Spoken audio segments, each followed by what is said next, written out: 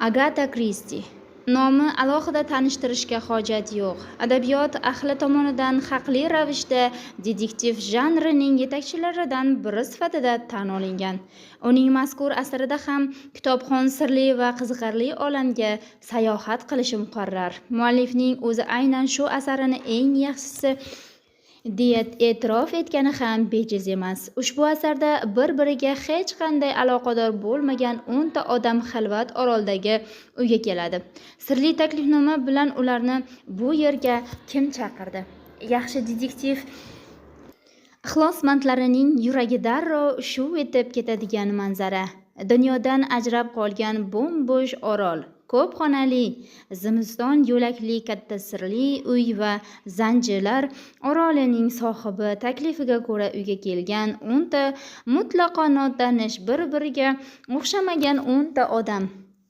Bu yerda ularni qulay shart-sharoitlar, mazali taom va shinam yotoqxonalar kutib turibdi. Lekin havas qilgudek mehmondo'stlik tez orada sarobga aylanib, mehmonlar savdoyi qotil qurgan tuzoqqa tushib qolgani ma'lum bo'ladi. Ular orolning toshloq zaminiga qadam qo'ygan zahoti tuzoq yopilgan. Oroldan qochishning iloji yo'q. Barchani shubha gumon chulg'ab olgan. Chehralarda ajal soyasi, qo'rquv va dahshat. Faqatgina bolalar sanoq sheri va mitti neger bolalari tugashi bilan bu dahshatli o'yinga ham xotima yasaladi.